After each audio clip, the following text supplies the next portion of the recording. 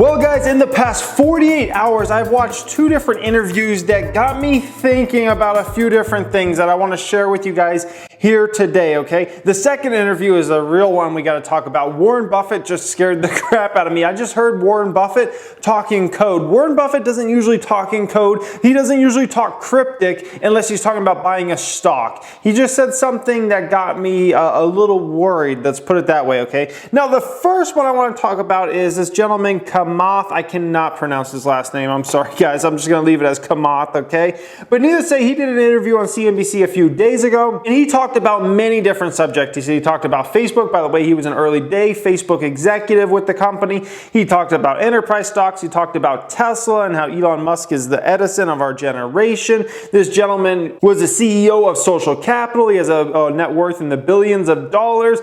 He's not afraid to make some big statements out there, okay? As you can already tell, he talks some trash about Jim Chanos. He makes money once a decade, talking about the short seller Jim Chanos. By the way, Jim Chanos is someone that is short Tesla shares, if you did not already know that. So it's pretty entertaining gentleman. But the most entertaining part, though, the most interesting part, I should say, not entertaining, but the most interesting part of that interview, in my personal opinion, was not when he was talking about Facebook, not when he was talking about social media or Tesla or anything like that. It was this fact that he mentioned something that I haven't heard anybody really ever say, okay? He basically said central banks have almost eliminated recessions. That was a big statement to make there, okay? That's a monster statement because no one's ever, I've never heard one person ever say that central banks have basically eliminated recessions. Everybody pretty much in regards to recessions, they're on two fences. They're the ones that think recessions are coming within the next year and they're like, oh, it's about to be doomsday. Or they're the people like myself, which is like recessions are going to happen in the future. It's just the way it is. Expect them every 8 to 10 years. It's just what, how the world goes, okay? That's usually most people. This gentleman's going out there on a big limb and saying, central banks have essentially almost eliminated recessions. That's a big statement, okay? He says major downturns and big expansions are both unlikely. But big expansions, he's basically meaning, the economy really taking off in a massive way, are both unlikely except in unusual cases due to quantitative easing programs. He said, I don't see a world in which we have any form of meaningful contraction nor any form of meaningful expansion.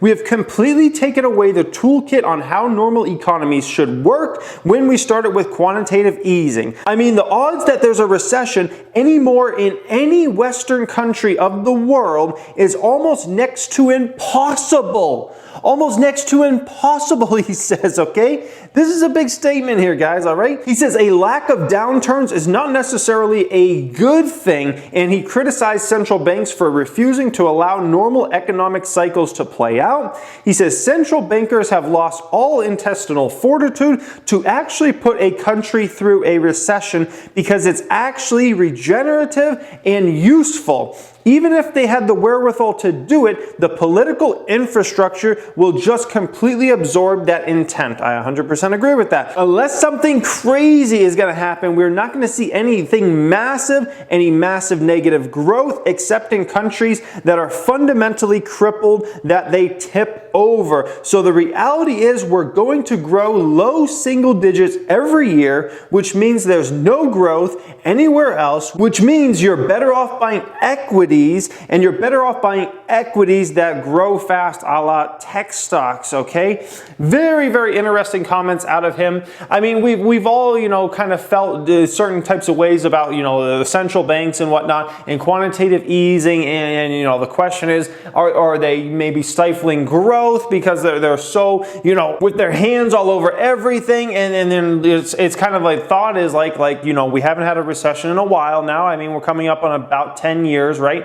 But my kind of thing about the last recession was it was an extremely slow recovery. Most people, the recession technically ended in 2009, but like I always talk about on this channel, most folks didn't feel like we were starting to get out of that till like 2011. So although it was technically over in 2009, I'm just saying, like, most folks did not feel like we were out of that recession till probably at least 2011, if not 2012. And then the economy started to pick up steam from there. So it was a very slow recovery. So that's a big statement for him to basically say, recessions recessions are going to be almost impossible now in the Western world. That's a big, big statement, guys. That's all I have to say about that. So it's something interesting to at least talk about, because this is, like I've said, I haven't heard anybody else ever say that. And I'm always paying attention to what's going on in the business world, the financial landscape. I haven't heard anybody say recession's almost impossible now. Very, very interesting. I think it's worth debating. I think it's worth talking about. Let me know what you guys think in the comment section, okay? Now let's get on to Warren Buffett. So if you didn't know, Warren Buffett, they're about to have their Berkshire Hathaway investor event they pretty much have every year. Warren Buffett today did an interview with Becky, who always does an amazing job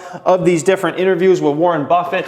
And so Buffett, most of that interview, by the way, I wish I could show you guys the clip I'm specifically talking about. I'm going to tell you exactly what he says word for word, but I don't want to get any copyright strikes from CNBC. We know what's happened in the past there. But needless to say, Warren Buffett just kind of talked about a whole lot of nothing. In my opinion, most of it was about, the deal they just did with the oil and gas company and whatnot. A lot of the interview was not that much, okay? But toward the end, it got very interesting. They talked a little bit about Apple, and he said, they didn't really disappoint me. They didn't, surprise me. It's just, Apple's a long-term investment. It is what it is. But then they got talking about the global economy and kind of how the economy is going and things like that. And this got real interesting, because he started talking in code, started talking a little cryptic, and Warren Buffett usually doesn't talk like that. Usually he just, tells you how it is or something like that, unless it's in regards to a stock.